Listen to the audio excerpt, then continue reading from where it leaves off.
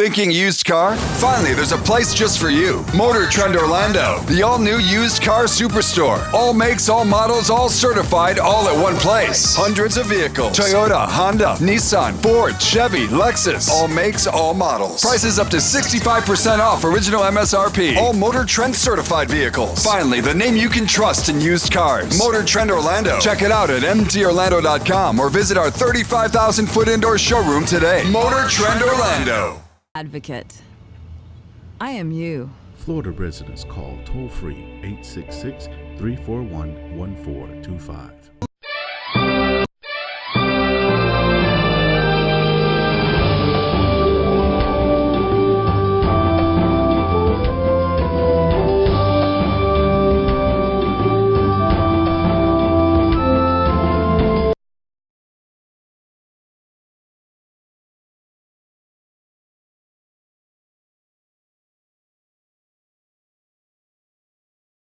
Hi, this is Danny Ramos, and political season is hot and heavy, and we are following along with that.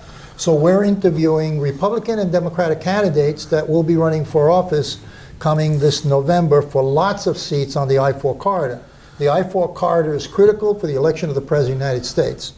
So today we have Benny Valentin, and Benny Valentin is running for District 42 for the state of Florida. And we're here to talk to him about a lot of things, and we're going to start off the top, Benny. Tell me how you feel about the impeachment. The impeachment inquiry. Well, I feel, first of all, it's a horrible waste of time. You know, there's so many important things that are affecting our nation right now, and we're focusing all this time, all this media attention, and Congress is not being able to work right now, you know, because they're focusing on impeachment, you know, on hearsay. Yeah. You know, so it's horrible to see our government not functioning when right now we need our government functioning at full force to make sure this country keeps running in the right direction. Yeah, it's been a huge distraction, and I've said this 3 or 4 times already, that I think it's misguided totally. I don't know who's sitting at the helm and making the decisions, but I think the scheduling of this thing was way off. If I was running an impeachment inquiry against the President of the United States, I would be launching it next April in 2020, so it affects the election. This impeachment inquiry is going to be over by the end of December. Then it goes to the Senate, and the Senate is Republican. So well, we know that this impeachment, it's not about facts, it's not about anything that was done wrong. This impeachment is about, you know, controlling the media, controlling the airwaves, and causing confusion and taking the focus off. That's what it's all about. They want to kill this guy because this guy's going to be making decisions in the next year. The next Supreme Court justice may be decided in the next 12 months. So that might be their rush, because Ginsburg has been repeatedly ill constantly. So whether she lasts another year, it's speculative. And then Trump can go and appoint his 3rd Supreme Court. That's right. And that's going to affect the outcome and attitude of the court. Yeah, that's all it's been. It's something so the president, our president, cannot continue to work for us. So you're running in 42. It's Kissimmee area, St. Cloud area. Yeah, it's divided. It's Osceola and Polk County, and it's very, very weird this way this district is separated, because there's a big gap in the middle. So you got St. Cloud and then little pieces of Kissimmee. Then you go down to Poinciana on the Polk County side. Then you go to Polk County, and you got Lake Wells all the way down to Okeechobee. In other words, it's a communications, street-level communications nightmare. It's broken up. There are some times where there's a house on one side of the street that's on Osceola County, District 43, and then right across the street is District 42. So have you ever been in politics before? Well, in 2016 I ran. Other than that, I've never been in politics. I've kind of like what's made you jump the fence? Well, what made me jump is finally something happened to me. It's unfortunate, but a lot of times we don't get involved unless we're directly affected. And in 2014, I was affected by something happening in the HOAs. And we've had the HOAs on the news lately. There's a lot of problems happening in HOAs across the state of Florida. But when it impacted me, and they tried to take my home for $250, a home that I've paid for 10 years straight, over 100 grand. So that sounds like a great story. Tell me what happened. Well, you know, like most of us from up north, you know, we're not used to paying a monthly HOA fee. You know, we pay our taxes and that's it. So I got here to Florida, And it was around the 2007, 2008 when the home market bust, the recession, everything. And we fell behind 1 year of the homeowners HOA. And next thing you know, I get a notice saying that aside from the 250, the 250 that was owed, that I had to pay another $500 for attorney fees. And then within a few months, they had sold the debt to another company, because that's another business that nobody knows about, is buying debt. And their attorney tacked on another $3,000. You know, in a span of about a year, I went from owing $250 to owing $5,000, and not be able to contact who bought my debt so that I can pay them. Then they try to do a foreclosure. Luckily, we had a good judge that saw the truth. Well, he's got to be crazy not to see it. Well, they didn't show up to defend their case. Okay. You know, because it's a big story. At the end of the day, they tried to take my home for $250. And I said, wait a minute. I reached out to my representatives, my commissioners, and I found out that I got no answer, no response, and no help.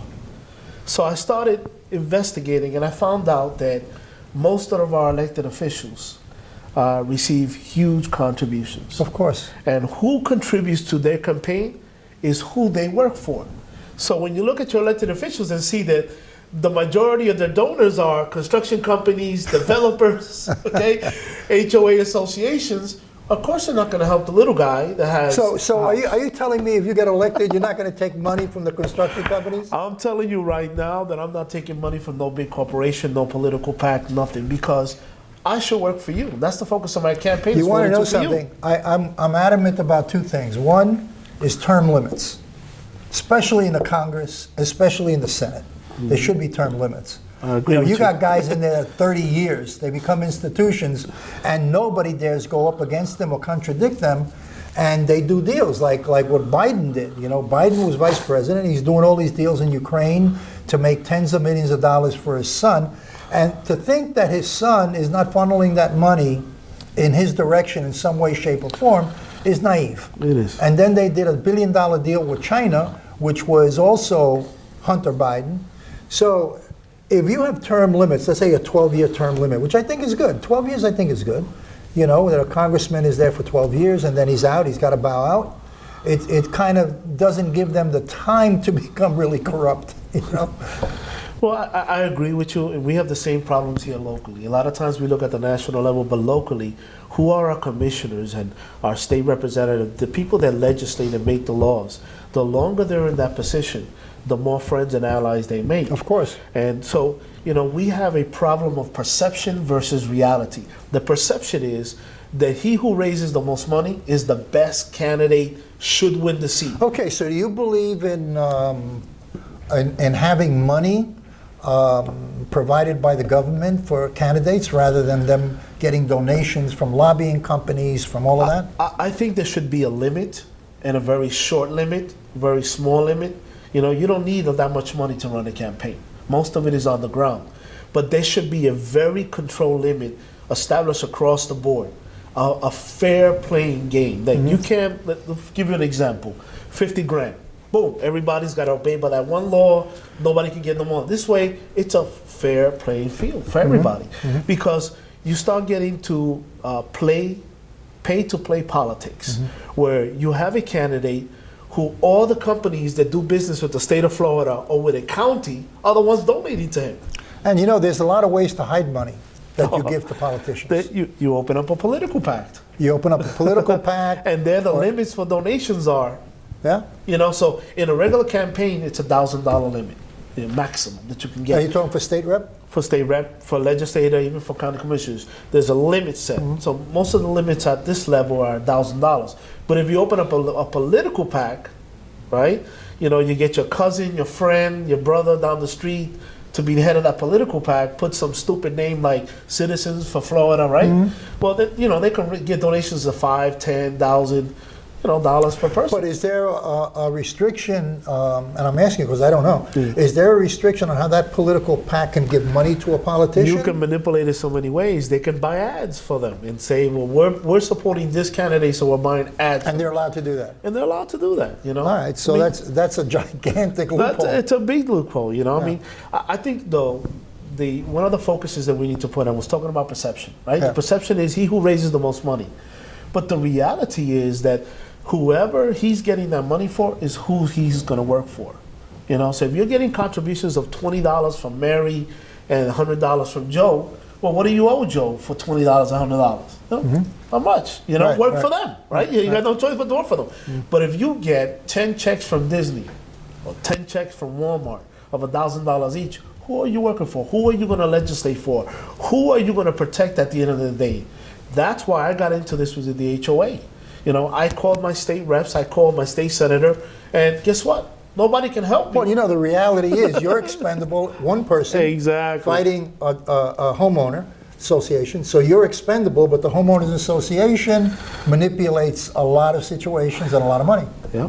Now, look at what happened with the Turnberry Reserve. That was in the news lately with the HOA there and how that's blown up into this tremendous scandal. This is happening across the state of Florida. Tell us about that. Well, you know, you got an HOA that they hired a management firm, and the management firm, the owner of the management firm, Management 35, she puts her boyfriend, who's a convicted felon and charged of security. He has no license to practice security in the state of Florida, and they don't know where the funds are. The residents found out what's going on. They request records according to Florida statutes. They have a 10-day limit to, you know, if you request records from your HOA, they got 10 days to respond. They don't get nothing. So what they try to do, they try to recall the election to put a new board in place. But then the management firm, everybody, they can manipulate that. They can manipulate who can vote and what are the rules to vote. And they started fining homeowners for stupidities. Because now if you have a fine, you're not eligible to vote. You're not eligible to be on the board. You know, so we have that problem across the state. Yeah, the political system, and I think that if anything that this impeachment thing, one of the things that this, and you're right, one of the things that this impeachment process has done, it's opened up a lot of eyes to say term limits, restrictions on how much money you can spend in a campaign, you know, how much money you can raise and how you raise it. I think it should be, I think lobbyists should be, the lobbyists should be redefined. The whole situation with lobbyists should be redefined. Because a lobbyist, you got a rep in there who's supposed to be representing you, and then the lobbyist interferes with the relationship that they have with the voter. They go in for the interests of someone else, which may be contrary to the interests of the voter. So I think that the whole lobby thing should be redefined, you know. Think about this for a second. When I first ran in 2016, my opponent was an incumbent, great guy and everything, but he spent over $500,000 to keep his seat over somebody who had no name recognition, no politics, no connection. Okay, that's how good I did on my campaign just on the ground. Right. Okay, for a position that only pays $29,000. Now why? Why? I mean, let's be honest here. Yeah. You have to, you know, you have to confront perception versus reality. Yeah. The reality is there's got to be a reason why you're going to spend more than $500,000. That $500,000 can go towards the homeless problem we got in Kissimmee, families in the hotels. It can go to so many things. I always look at a situation where I wonder how many elected officials who walked into office and are making $75,000, if you're a congressman, $125,000, and 6 years later to 10 years later, they're multimillionaires. Multimillionaires. Now, how does that happen? How does that happen if you're not double dipping somewhere? You know, and it could be a legal process of double dipping because nobody's caught it and made it illegal. You know, but we are in a country right now that's redefining itself, and the electorate is becoming wise through the exposure of things like this impeachment process, which is obviously not a legal process, but people are given the perception that it's a legal process. And people are getting wise to it now. But I think people are seeing, though. I think if you, I've been in a lot of meetings, and I sit on many boards, and I talk to a lot of people, and even the most staunch Democrat is looking at this and saying, wait a minute, exactly. This is a little too far. This is ridiculous. You know, we got people going hungry. We got, you know, education that's on the platform. We got so many things. This is ridiculous already. Let's get past this and let's get back to what we need. Exactly. Well, listen, Benny, we ran out of time. This is Danny Ramos on Hispanic Speak Out. Benny Valentin is running on District 42, and he'll be back in January, and we'll continue talking about the candidates here on Hispanic Speak Out TV. Thinking used car? Finally, there's a place just for you. Motor Trend Orlando, the all-new used car superstore. All makes, all models, all certified, all at one place. Hundreds of vehicles. Toyota, Honda, Nissan, Ford, Chevy, Lexus. All makes, all models. Prices up to 65% off original MSRP. All Motor Trend certified vehicles. Finally, the name you can trust in used cars. Motor Trend Orlando. Check it out at mtorlando.com or visit our 35,000-foot indoor showroom today. Motor Trend Orlando. Single year because she's in foster care, because her father abused her, and her mother couldn't believe her. She is the child I am for. I am a volunteer child advocate. I am you. Florida residents call toll-free 866-341-1425. Beer Taino Light Lager has a crisp, refreshing Caribbean-style flavor. Boricua Craft Ale, full-bodied flavor for the true beer drinker. Stop drinking beer water. Taino Craft Light Lager and Boricua Strong Craft Ale. Feel the rhythm and Thinking used car? Finally, there's a place just for you. Motor Trend Orlando, the all-new used car superstore. All makes, all models, all certified, all at one place. Hundreds of vehicles. Toyota, Honda, Nissan, Ford, Chevy, Lexus. All makes, all models. Prices up to 65% off original MSRP. All Motor Trend certified vehicles. Finally, the name you can trust in used cars. Motor Trend Orlando. Check it out at mtorlando.com or visit our 35,000-foot indoor showroom today. Motor Trend Orlando. Welcome to Hispanic Speak Out. My name is Wendy Rivera. I'm this week's guest co-host. And today we have Stephanie Santiago Rolon. She's the founder and CEO of RVA and Elevated Music Industries. Welcome, Stephanie. Thank you, Wendy. Thank you for joining us. Thank you for having me. I think Stephanie and I met a few years ago, right, at the Google's Next Generation of Policy Leaders in California.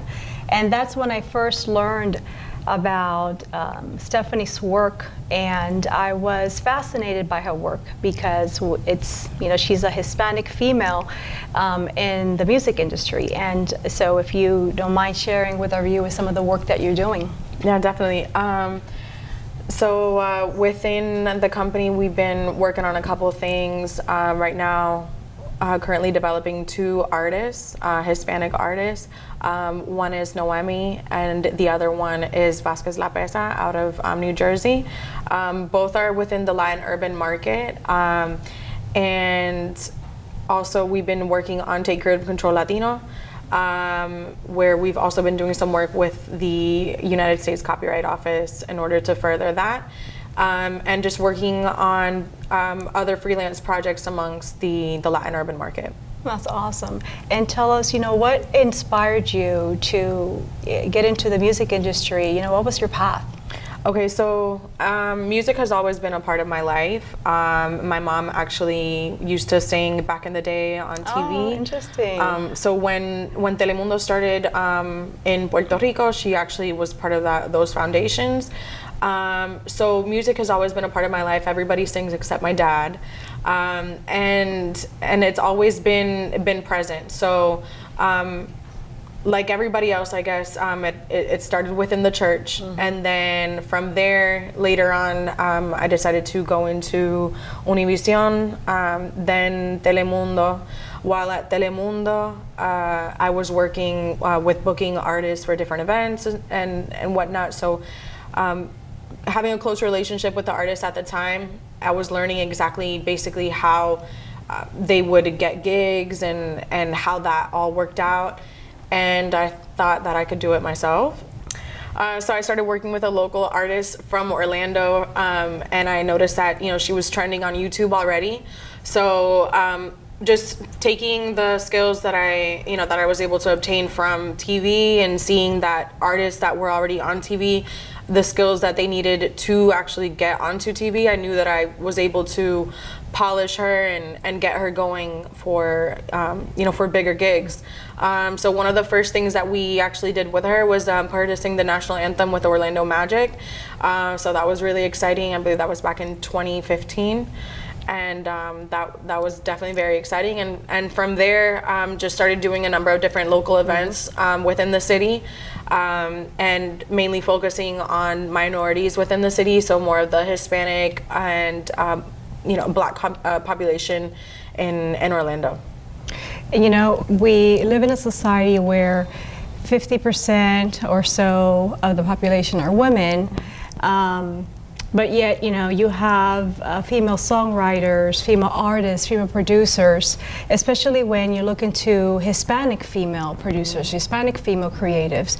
We are woefully underrepresented. Can you share with us some of the obstacles that you've encountered along the way and how you were able to, I guess, whether they're obstacles or barriers, and how you were able to overcome them?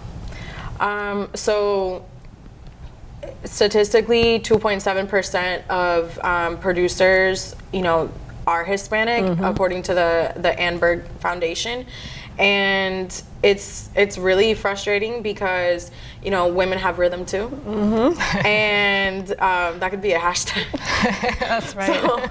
But it's really interesting how sometimes we're shut off. One of the areas of work that I started within the music was definitely visuals, and that's something that's completely male dominated. Like a lot of men are in this field. I mean, in general, in music in general, men dominate the field, but it's not until you see and you have that woman touch, and they're always going to have a woman in a music video. All right. Now, the way that maybe I would have liked to portray the woman in the music video is not the same way that maybe a male director would like to do that. Right. And so one of the main things within the work was mainly bringing a different storyline and not just have girls in front of a car shaking what their mom gave them, so that wasn't what I wanted to portray from a woman in a music video, especially within Latin urban. So developing storylines and just desexualizing the woman at all times in music videos was one of the main things that I wanted to do whenever I worked them. As far as industry wise, and I guess entrepreneurial mode with women, most of them are publicists. The number one digital distribution company is actually ran by a woman within the Latin market, Latin urban market, and she's actually here in Orlando. And that's someone who I look up to a lot because it shows me that there's more to it, and you're able to reach many other things, and being a woman in the industry. And I would say publicists, there's not many managers whatsoever. Rebecca Leon is one of the managers that I look up to a lot. She used to manage J Balvin, and she currently has Rosalia, which is major within the market, and she definitely is getting those Grammys and just really putting a face to the songwriters and putting a face to the artists and the women within the industry, and especially Latin urban. My specifications with everything I'm currently speaking on is Latin urban, that market. But as creatives, women, they have a voice. It's just a matter of, with authority and the right way, and also with facts behind what we speak. It gives us a little bit more of a step ahead. Correct. Now, you've been a fierce advocate in ensuring that communities of colors and minority creatives are equipped with the information and tools as it relates to protecting your intellectual property and monetizing your intellectual property. I understand that you've also been involved in some initiatives and some organizations that promote that work. Can you share some of the projects that you're working on? Yeah. So one of the projects that I started back in 2017 was La Sesión Unplugged. So La Sesión Unplugged, it gives a voice to those behind the artist, such as the songwriter, the engineer, the people who are behind the artist, the managers. And within that particular event, we do an unplugged session where we play some of the songs that the artist live, that the artist or the songwriter has actually done or been part of.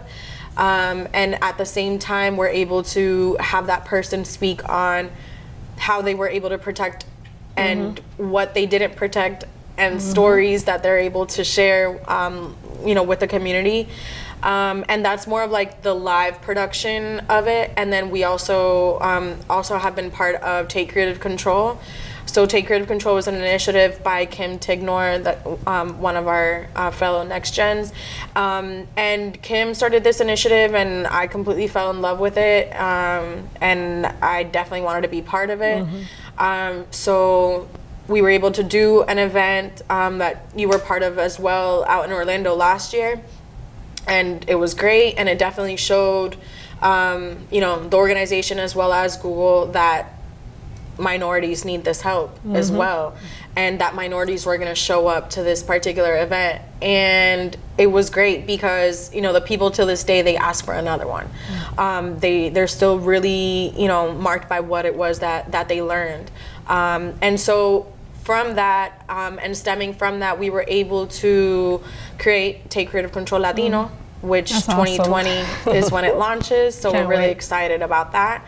We're gonna have the first one take part in Miami, and so that one is more to get people in the know of Right. what Take Creative Control Latino is. Gonna have a number of lawyers, which are gonna help us with that. Lawyers.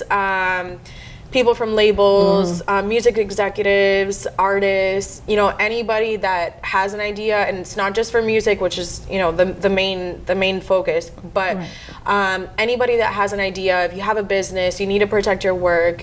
You have an idea, you need to protect your idea. So I want to be able to do this work in Spanish, but also have workshops for people. Right, excellent. Where we're actually able to bring your computer, let's work on a split sheet, Right.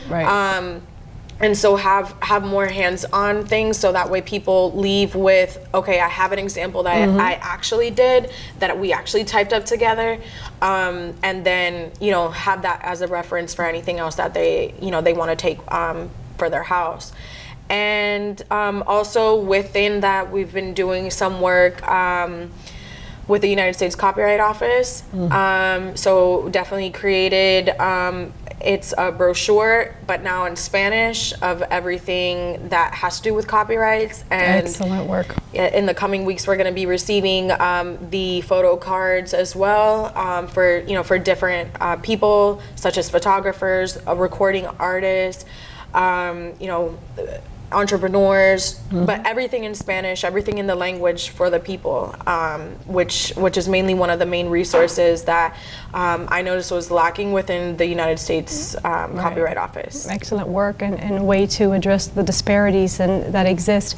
We're running out of time, but definitely we would love to welcome you back to talk about some of these initiatives.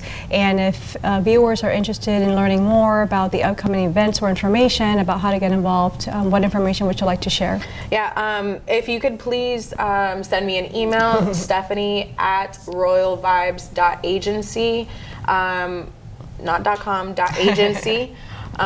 You could please send me an email through there, or you can contact me through social media, Stephanie Santiago Rolon, on Instagram, and I'm pretty active on there, and I'm always talking about the different events and different work with artists or within music, just in general, that we're doing. Thank you, Stephanie. Thank you so much for having me. Thank you, everyone.